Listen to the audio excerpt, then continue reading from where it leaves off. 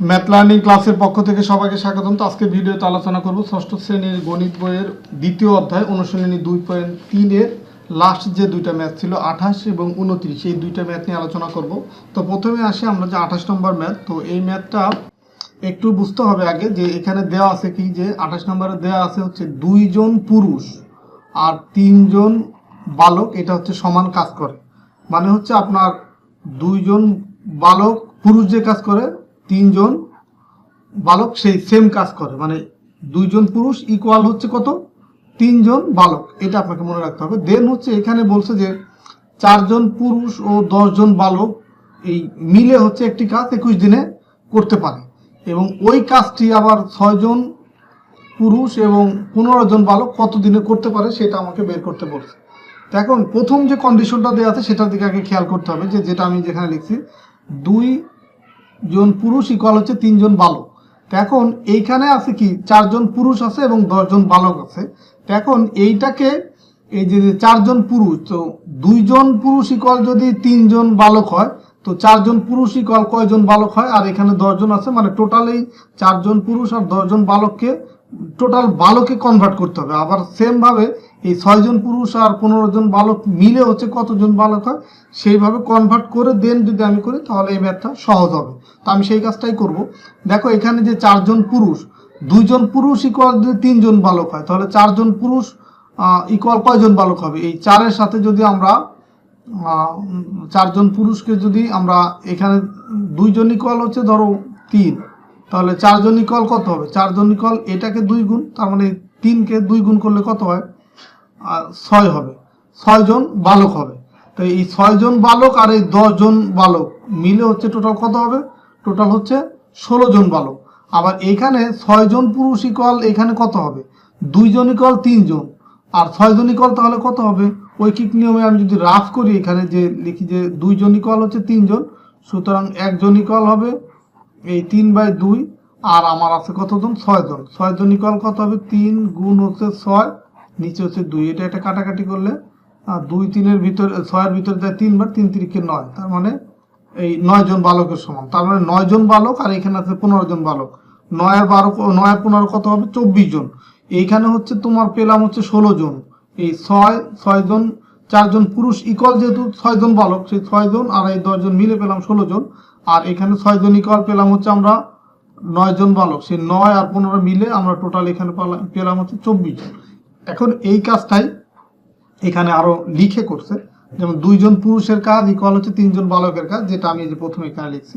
এখন এখানে এই 4 জন কেন পুরুষের কাজ কয়জন বালক করতে পারে সেটা কেন বের করছে, যে এখানে যেহেতু 4 জন পুরুষ আছে এটাকে আমরা বালকে কনভার্ট করবো, সেম সেই কাজটাই করছে, যে 2 গুণ 2, মানে এটা যেহেতু 2 জন ইকুয়াল 3 জন, তো 2 গুণ 2 মানে হচ্ছে 4, সেই 4 জন পুরুষের কাজ হবে কত, 3 গুণ 2, মানে এটাকেও তোমার 2 দিয়ে গুণ করছে, সেম এটাকেও তাহলে এই 2 দিয়ে গুণ করতে হবে, এই 6 জন, এইভাবে 6 জন বালক পেলাম। আবার এখানে 2 জন পুরুষের কাজ ইকুয়াল 3 জন বালকের কাজ, সো আমরা এই যে এখানে 6 জন পুরুষ যেহেতু আছে 2 গুণ 3, মানে এই 2-কে গুণ করছে 3 দিয়ে, তার মানে এইখানেও কিন্তু এই মানটাকে 3 দিয়ে গুণ করতে হবে, এই 3 দিয়ে গুণ করছে 3 3-কে 9 জন বালক, এখানে পেলাম 6 জন, এখানে পেলাম 9 জন।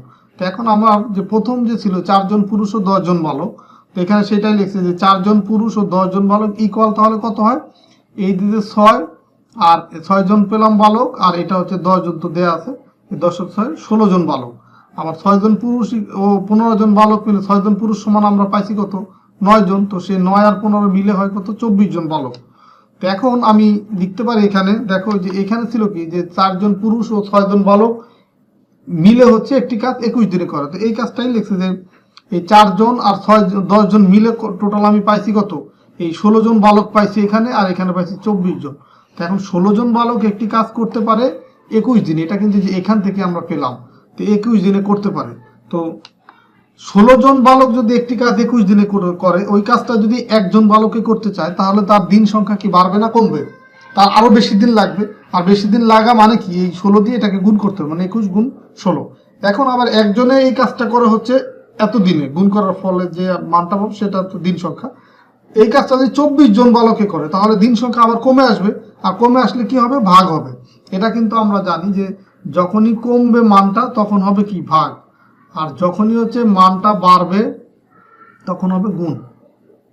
এখন এই যেখানে ভাগ করলাম, এখন আমি যদি কাটাকাটি করি, তোমার এই যে 8 দিয়ে যদি কাটাকাটি করি, 24-এর ভিতরে 8 যায় 3 বার, 16-র ভিতরে 8 যায় হচ্ছে 2 বার, তার মানে এই 21 আর 16 হয় 42, আর ভাগ হচ্ছে 3, আর 3 দিয়ে এখানেও কাটাকাটি যায়, 3 7 21, তো 7 দুগুণী কত 14, 14 দিন। এটাই হচ্ছে 14 দিনে তাহলে কাজটি সম্পন্ন করতে পারে বা কমপ্লিট করতে পারে।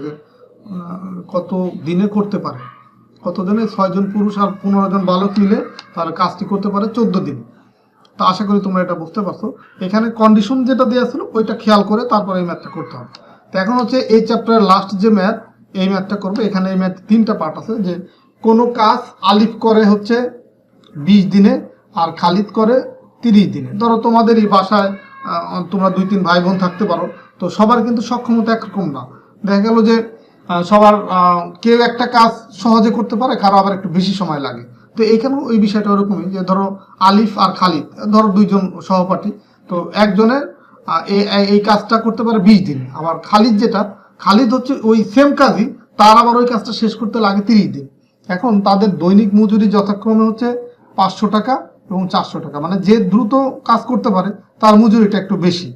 ধরো তোমাদের বাসা বাড়িতে অনেক সময় কাজের যখন লোক আনে, যে লোকটা একটু ফাস্ট কাজ করতে পারে বা বেশি কাজ করতে পারে, তার দেখবা যে পারিশ্রমিকটা বেশি হয়। তো এখানে সেম, যে 20 দিনে যে কাজটা শেষ করতে পারে তার মজুরি হচ্ছে 500, আর যা 30 দিন লাগে তার মজুরি হচ্ছে 400 টাকা। এখন তারা একত্রে 3 দিন কাজ করার পর, এই তারা একসাথে 2 জনে মিলে 3 দিন কাজ করলো। 3 দিন কাজ করার পর বাকি কাজ খালিদ একা সম্পন্ন করে, মানে এই আলিফ আর বাকি 3 দিন পর আর কাজ করে না। তো বাকি যে কাজটুকু থাকে সেই কাজটা হচ্ছে আলিফ এবং খালিদ 2 জন বাদ দিয়ে তখন আবার এই শুধু খালিদ করে, আলিফ অফ হয়ে যায়। এখন এখানে বের করতে হবে 3টা জিনিস, যে আলিফ ও খালিদ একত্রে একদিনে কতটুকু কাজ করতে পারে, আবার হচ্ছে কাজটি কত দিনে শেষ হয়েছিল, আর লাস্টে হচ্ছে যদি প্রত্যেকে আলাদাভাবে কাজটি এত অংশ সম্পন্ন করে তাহলে তাদের প্রাপ্ত মজুরির অনুপাত নির্ণয় করবো। তো আমরা এক এক করে 3টা পার্টি করব।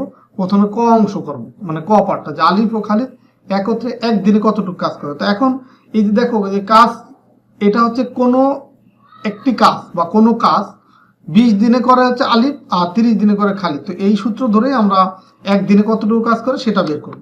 তো এখন এখানে খেয়াল করো, ক নম্বরে আলিফ করে কোনো কাজ 20 দিনে, তার মানে আমি এখন উল্টাই দেবো লেখাটা, যে আলিফ 20 দিনে করতে পারে কাজটি, মানে আলিফের কাজটি শেষ করতে প্রয়োজন হয় 20 দিন।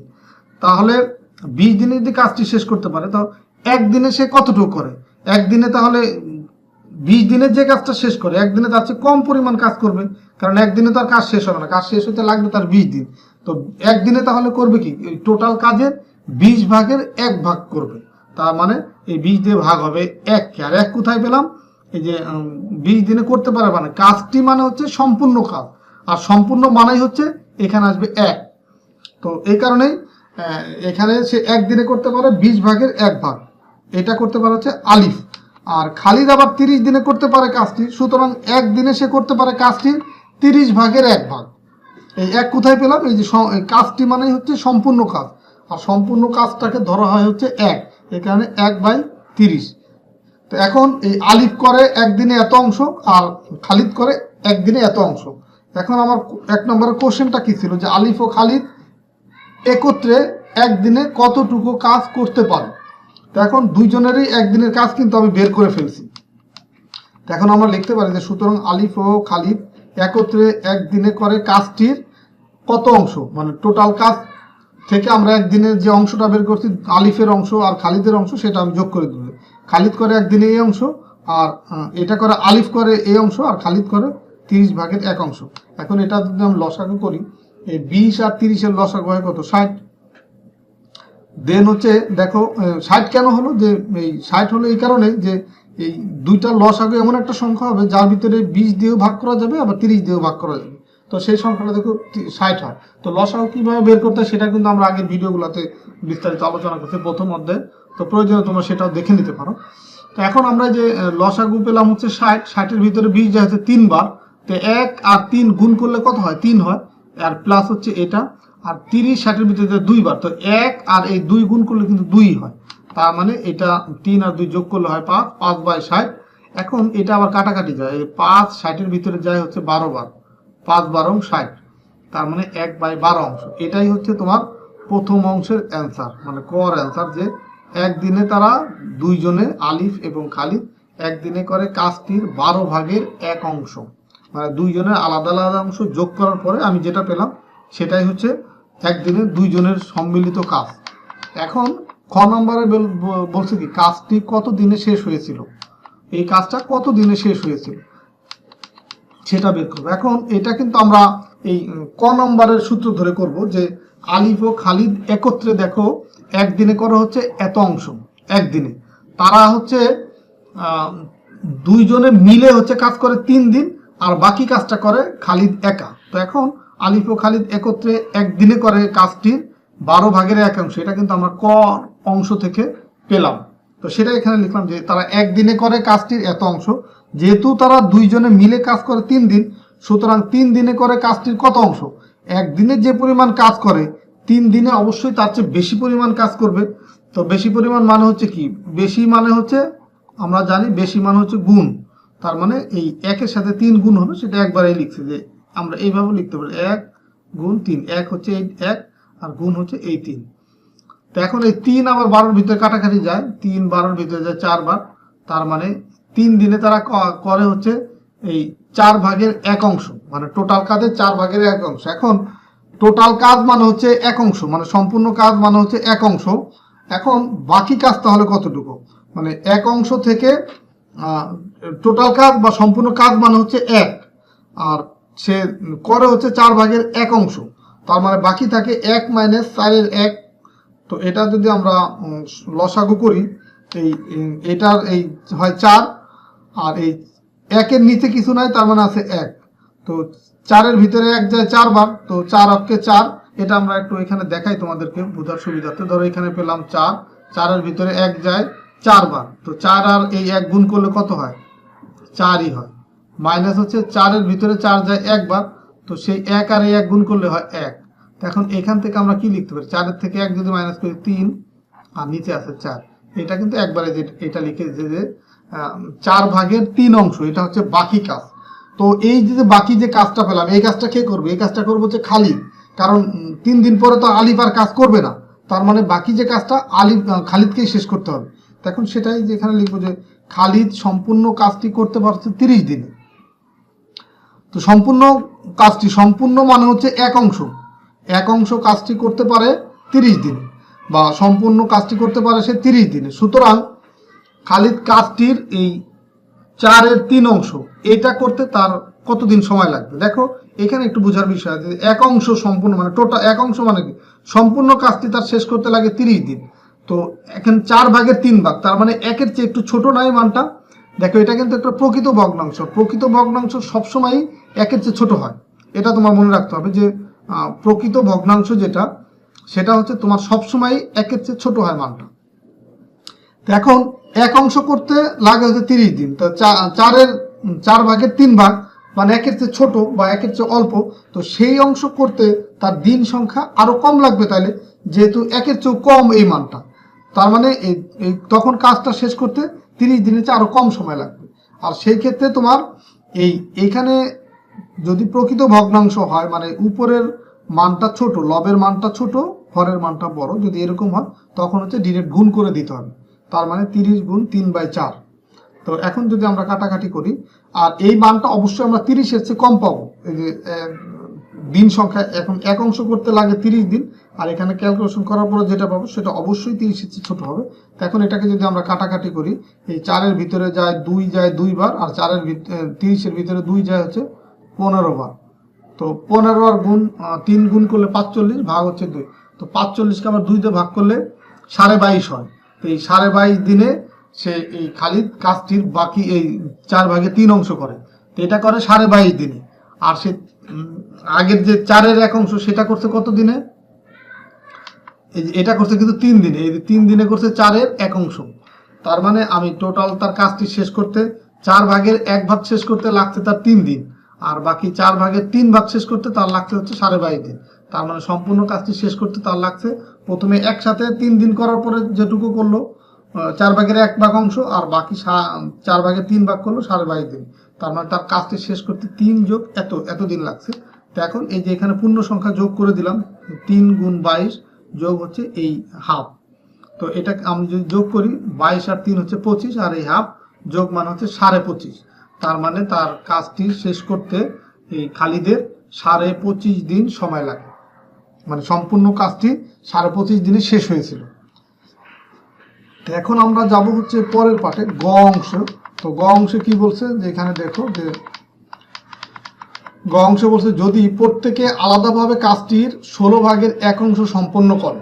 তো এটা কিন্তু বলেই দিছে যে 16 ভাগের 5 অংশ কাজটা করে, তাহলে তাদের প্রাপ্ত মজুরির যে অনুপাত সেটা বের করতে বলছে।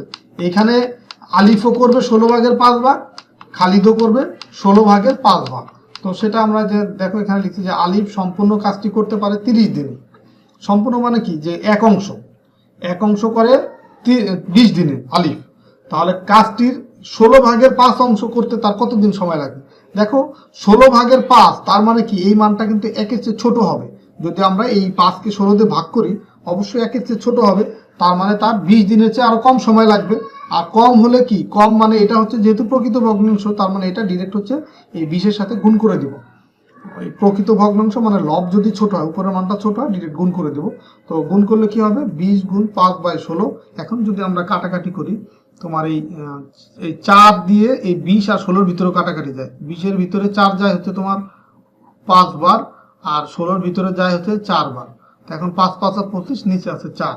তার মানে এত অংশ কাজ করতে তার দিন লাগবে কত, এই 25 ভাগ 4 দিন। আর খালিদের ক্ষেত্রে সম্পূর্ণ কাজটি করতে পারে 30 দিনে। তো 5/16 অংশ করতে পারে 30-এর সাথে এটা গুণ, তার মানে এখানেও সেম ভাবে যদি কাটাকাটি করি 75/8 দিন।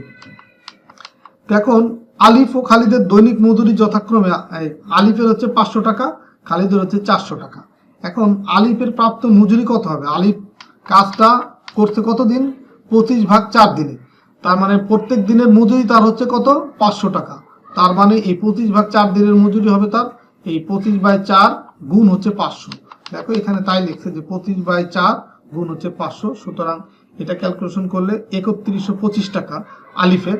আর খালিদের ক্ষেত্রে পাইছি আমরা কত, এই 75 ভাগ 8, মানে 8-এর 75 অংশ বা 75 ভাগ 8 দিনে সে এই 16 ভাগের 5 অংশ কাজ করে। তার মানে তার এই 75/8 এটা দিন সংখ্যা। তার মানে একদিনের তার মজুরি হচ্ছে 400 টাকা, এত দিনের মজুরি হচ্ছে 400 দিয়ে গুণ 3750 টাকা। এখন আলিফ ও খালিদের প্রাপ্ত মজুরির অনুপাতটা বের করতে, তার মানে এই 3125 অনুপাত হচ্ছে 3750। তো এইটাকে আবার কাটাকাটি করা যায়, কাটাকাটি করলে ফাইনালি আমি অ্যান্সারটা পাবো হচ্ছে 5:6।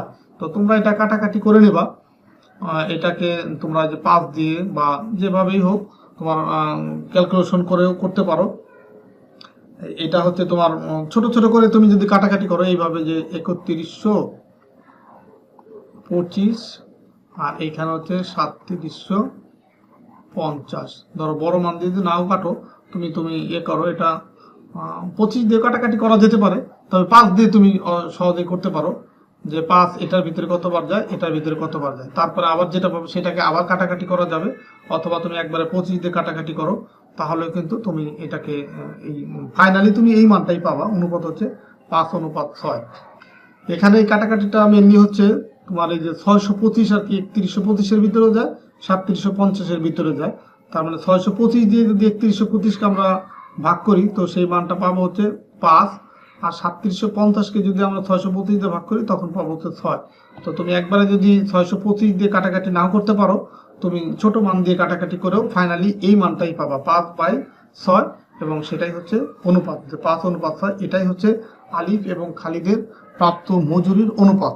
তো আশা করি আজকে ভিডিওর মাধ্যমে তোমাদেরকে যে অনুশীলনী 2.3-এর সবগুলো ম্যাথ সম্পূর্ণ করে দিলাম এবং তোমরা সেই ম্যাথগুলো বুঝতে পারছো। তো সবাইকে ধন্যবাদ ভিডিওটা শুরু থেকে শেষ পর্যন্ত দেখার জন্য। আর ভিডিওটা যদি ভালো লাগে তোমরা অবশ্যই একটা মতামত দিবা, ছোট হোক বড় হোক, তোমাদের একটা অনেস্ট মতামত, মানে তোমাদের এই ভিডিওগুলো থেকে তোমার কেমন উপকার হচ্ছে বা তোমার কতটুকু বেনিফিটেড হচ্ছে, অবশ্যই তোমরা আমাকে জানাতে ভুলবে না। আর পরবর্তী ভিডিওতে আমরা 3য় অধ্যায় নিয়ে আলোচনা করব। আমি কিন্তু তোমাদের এই যে ম্যাথ, এই ক্লাস 6-এর যে ম্যাথ, এখানে প্রত্যেকটা চ্যাপ্টারের ধারাবাহিক আলোচনা করব। অলরেডি এই যে 2য় চ্যাপ্টার কমপ্লিট করলাম, আমরা পরের ভিডিওতে 3য় চ্যাপ্টার শুরু করব। এইভাবে করে একদম যতগুলো চ্যাপ্টার আছে সবগুলাই আমি ডিটেলস আলোচনা করব। তো ঠিক আছে, সবাই ভালো থাকো, সুস্থ থাকো, কথা হবে পরবর্তী ভিডিওতে। আল্লাহ হাফেজ।